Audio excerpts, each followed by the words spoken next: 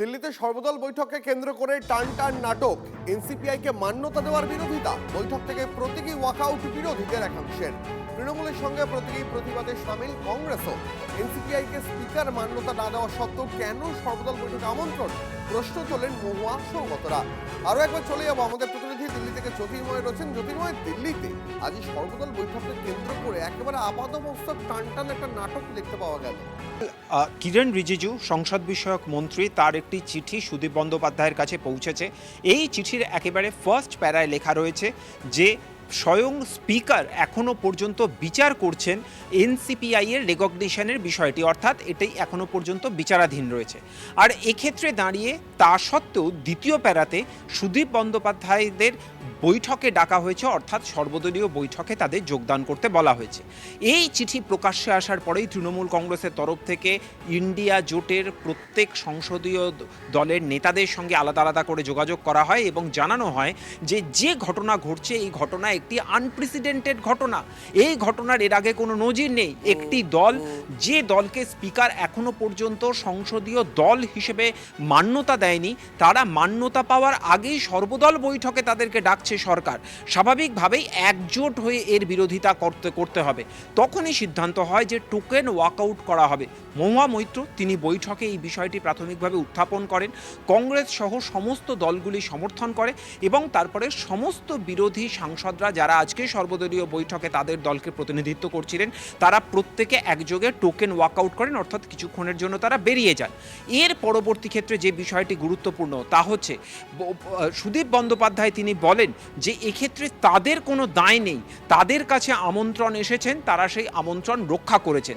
এবং রেকগনিশনের বিষয়ে তার বক্তব্য যে স্পিকার কয়েকটি ডকুমেন্টস চেয়ে পাঠিয়েছেন, যার মধ্যে অত্যন্ত গুরুত্বপূর্ণ একটি ডকুমেন্ট যা হচ্ছে এনসিপিআইকে জাতীয় নির্বাচন কমিশন মান্যতা দিয়েছে কিনা সেই সংক্রান্ত নথি কাকলি ঘোষ দস্তিদার স্পিকারের সঙ্গে দেখা করে জমা দিয়েছেন এবং তাদের মান্যতা চলে আসবে বলে তিনি আশা প্রকাশ করেন। ধন্যবাদ জ্যোতির্ময়।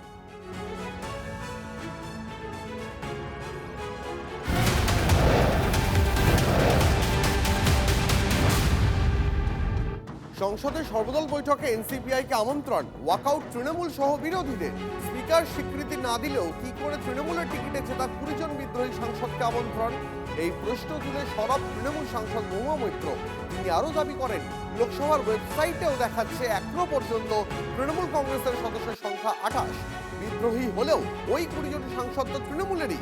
তাহলে কিসের ভিত্তিতে বিদ্রোহী 20 জন সাংসদকে এনসিপিআই হিসাবে মান্যতা তুলে সর্বদল বৈঠকে আমন্ত্রণ, প্রশ্ন মহুয়া মৈত্র।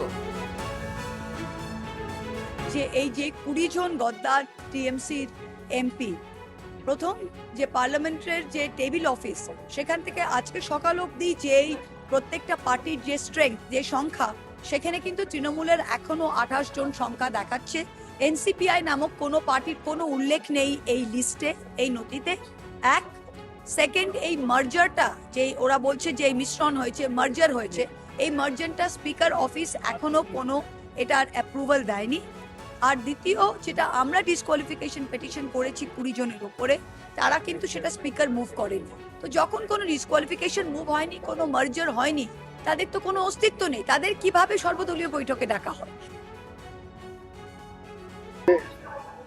অবিলম্বে এই কোশ্চেন পেপার লিক, যাতে 7.5 কোটি ছাত্র ক্ষতিগ্রস্ত হয়েছে সেটা নিয়ে তদন্ত আলোচনা, ইথানল মেশানোর জন্য যে সমস্যা হচ্ছে সেইটা নিয়ে আলোচনা, সব জিনিসের দাম বাড়ছে, পেট্রোলিয়াম সহ, সে নিয়ে আলোচনা হলো। আর এই যে পশ্চিমবাংলায় বিরোধীদের উপর অত্যাচার হচ্ছে সেটা নিয়ে আলোচনা। দাদা, আপনার বর্ষিয়ার সাংসদ, এর আগে কখনো এরকম হয়েছে যে কোনো রাজনৈতিক দলের স্বীকৃতি পায়নি? কখনো হয়, সর্বদল বৈঠকে তাদের ডাকা কখনো হয়। স্পিকার তো এখনো দেয়নি তাদের।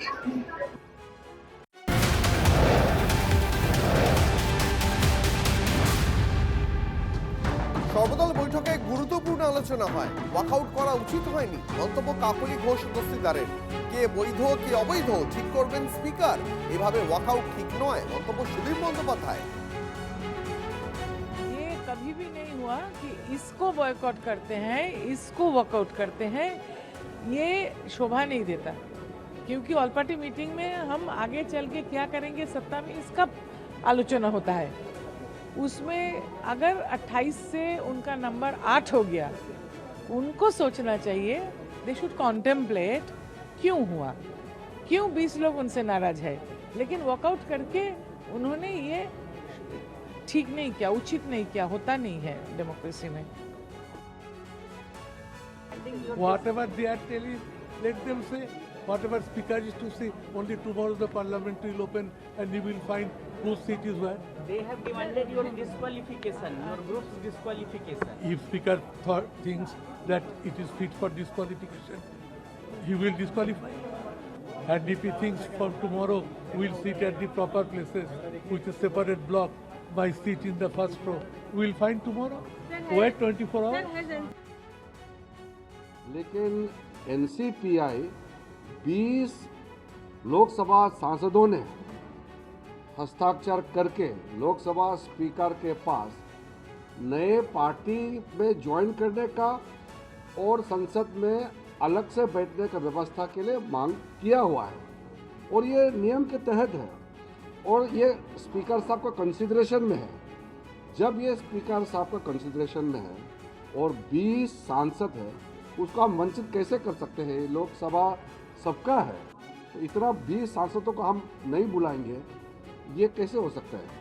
रिकॉग्नाइज करना नहीं करना ये एक प्रक्रिया है। लोकसभा स्पीकर का सेक्रेटरीट से जो होगा उसको मैं अभी कुछ टिप्पणी नहीं कर रहा हूँ।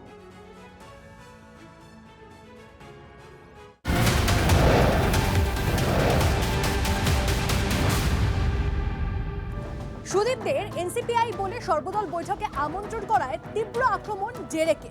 আপনাকে জানিয়ে রাখি, গণতন্ত্রের সঙ্গে উপহাস হচ্ছে। স্পিকার 20 জন বিশ্বাসঘাতককে তৃণমূল সাংসদ হিসেবে সম্বোধন করেছে। অন্যদিকে কেন্দ্রীয় মন্ত্রী তাদের এনসিপিআই বলে সম্বোধন করে সর্বদল বৈঠকে ডাকছে। সোশ্যাল মিডিয়ায় পোস্ট কালীঘাট তৃণমূল সাংসদের। তৃণমূল ত্যাগী এনসিপিআই এর 20 জন সাংসদকে সর্বদল বৈঠকে আহ্বান জানিয়ে চিঠি দিয়েছেন সংসদ বিষয়ক মন্ত্রী কিরেন রিজিজু। অন্যদিকে সুদীপদের লোকসভায় আলাদা বসার অনুমোদন দিয়েছেন স্পিকার। যদিও এনসিপিআই সাংসদ শতাব্দী রায়ের দাবি অভ্যেসবশত তৃণমূল বলে সম্বোধন করছেন স্পিকার।